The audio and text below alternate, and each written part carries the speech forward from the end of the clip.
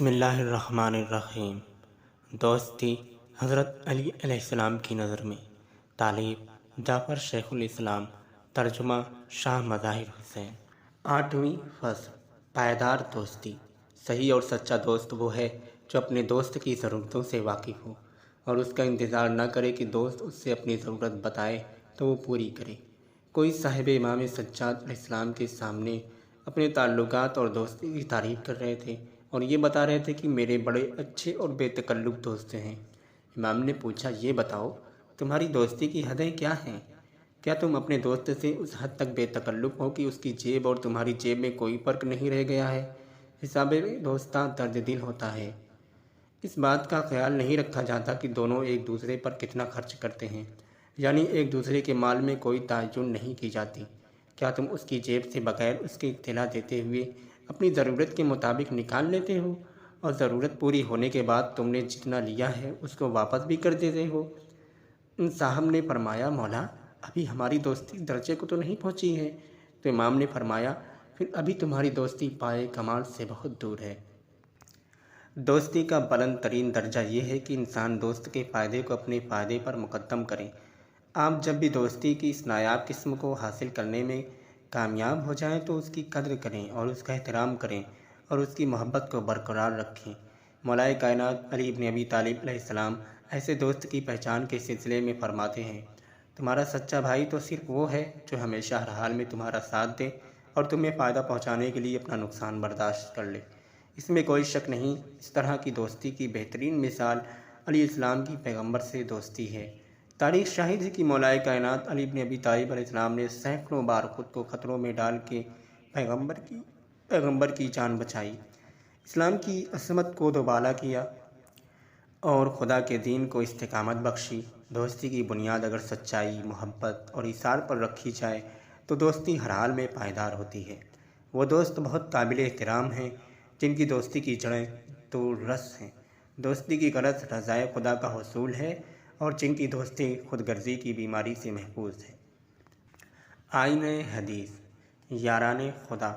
خدا کی راہ میں بھائی چارہ ہمیشہ باقی رہتا ہے، اس لیے کہ بھائی چارے کا سبب دائمی ہے۔ دیندار دوست، برادران دینی کی دوستی زیادہ پائیدار ہوتی ہے۔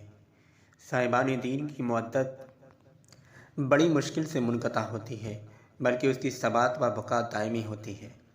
جو اپنے دینی بھائی کے ساتھ دوستی اچھی طرح نبھاتا ہے اس کی دوستی دائمی ہوتی ہے۔ عقل کا ساتھی دوست، ہر شخص کی عقل اس کی دوست ہے۔ دینی بھائی، دین کی بنیاد پر بھائی چارہ بنائے رکھو، اس لیے کہ یہی برادران دینی دنیا و آخرت میں تمہارا ذخیرہ ہے۔ کیا تم نے قرآن مجید کی آواز نہیں سنی؟ گمراہ لوگ قیامت میں کہیں گے، ہائے ہمارا کوئی نہ شفاعت کرنے والا ہے نہ ہی کوئی ہمدرد محب۔ دوست کا ساتھ دو۔ دوست کے ساتھ رہنا دوستی کو دوام بخشتا ہے۔ خدا ہی کے لیے دوستی اور دشمنی، جس سے محبت کرو خدا کے لیے اور جس سے بغض رکھو خدا کے لیے۔ ورق تمام ہوا اور مدح باقی ہے۔ نہج البلاغہ کے چاہنے والوں کے لیے نہج البلاغہ کے الفاظ الہام کی حیثیت رکھتے ہیں۔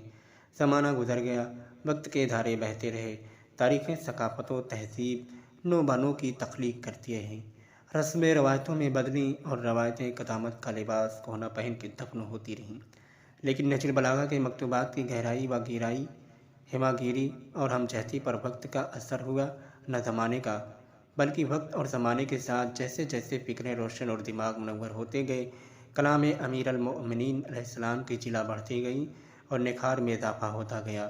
سید رضی رضوان اللہ علیہ نے 4 صدی ہجری میں ان بکھرے ہوئے موتیوں کو اکٹھا کر کے ایک قیمتی ہار کی شکل میں پرویا اور اس کا نام نہج البلاغہ رکھا، جو مولا کائنات امیر مومنان مفکر روحانی علی ابن ابی طالب علیہ السلام کے خطبات ادعیہ، وصایا، مکتوبات اور کلمات قصار کا مجموعہ ہے۔ ہمارا اہم ترین فریضہ ہے کہ ہم نہج البلاغہ کے مرقومات پر غور کریں، انہیں سمجھنے کی کوشش کریں۔ نہج البلاغہ کا کلام قیامت تک کے حالات پر محیط ہے۔ قیامت تک ملت اسلامیہ کے تمام مسائل کا حل اس کے اندر موجود ہے، بس صرف تلاش کرنے کی بات ہے۔ ہم دیکھیں کہ عالم اسلام کی اس وقت اہم ترین ضروریات کیا ہیں اور پھر اس کی ضرورت کو پورا کرنے کے لیے نہج البلاغہ کی طرف رجوع کریں۔ انشاءاللہ مشکل کشا کا کلام عالم اسلام کی مشکلوں کی مشکل کشائی کرے گا، چونکہ میرا موضوع دوستی ہے، اس لیے میں نے مولا علی علیہ السلام کے ایک خط کا اقتباس نہج البلاغہ سے حاصل کیا ہے۔ مولائے کائنات علی بن ابی طالب علیہ السلام نے اپنے بڑے صاحبزادے امام حسن علیہ السلام کو یہ خط وصیت کے طور پر لکھا تھا۔ میں صرف تلخیص پر اکتفا کرتا ہوں، اس لیے کہ ممکن نہیں کہ دریا میں کھینچ لوں، شکم میں پر پیاس تو بجھا لوں، امکان میں ہے میرے۔ میں نہج البلاغہ کے عاشقوں سے پرزور گزارش کرتا ہوں کہ امیر المومنین علیہ السلام کی اس کلام کو بہت غور سے پڑھیں تاکہ امام کے کلام کی گہرائی اور گہرائی کو تا امکان سمجھ سکیں۔ آپ فرماتے ہیں، ترجمہ: جو دوست تمہاری توہین کرتا ہے اس کی دوستی میں کوئی بھلائی نہیں ہے، نہ بخیل دوست کی دوستی میں کوئی بھلائی ہے۔ جہاں تک زمانے سے سمجھوتا کر سکتے ہو کرتے رہو، کسی سے بھی اس کے ظرف سے زیادہ امید مت کرو، اور خبردار، سرکش سواری پر سوار ہونے سے بچو۔ اپنے نفس کو تحمل کا عادی بناؤ، یعنی جب تمہارا دوست تم سے قطع تعلق کر لے تو تم اس سے ملتے رہو، جب وہ سختی کرے تو تم لطف و کرم سے کام لو اور مزید قریب ہو جاؤ۔ جب وہ ہاتھ روک لے تو تم بخشش اور سخاوت کرو، جب وہ تم سے دور ہونا چاہے تو تم اس کے قریب ہونے کی کوشش کرو، اور جب وہ تم پر سختی کرے تو نرمی سے کام لو۔ جب وہ جرم کرے تو تم اپنی طرف سے عذر پیش کرو، یہاں تک کہ ایسا لگے جیسے تم اس کے غلام ہو اور وہ تمہارا ولی نعمت ہے۔ مگر خبردار، یہ حسن سلوک اور خوش رفتاری جو اس کے اہل نہیں ہے ان کے ساتھ روانہ رکھنا، اور کسی نالائق کو اس کا اہل نہ قرار دینا۔ تم اگر اپنے دوست کے دشمنی سے دوستی کرو گے تو تمہارا دوست دشمن بن جائے گا۔ ہمیشہ اپنے بھائی کی نصیحت کرتے رہو، چاہے خیر کی طرف متوجہ کرنے کے لیے ہو یا برائی سے بچنے کے لیے۔ غصے کو گھونٹ گھونٹ کر پی جاؤ، اس لیے کہ میں نے انجام کے اعتبار سے غصے سے میٹھا اور نتیجے کے اعتبار سے اس سے لذیذ ذرا نہیں دیکھا۔ جو تم سے سختی سے پیش آئے اس سے نرمی برتو، وہ بھی جلد ہی نرم ہو جائے گا۔ اپنے دشمن کو حسن سلوک کی زنجیروں سے گرفتار کرو، اس لیے کہ 2 طرح کی فتح میں یہ ایک سب سے ذی فتح یابی ہے۔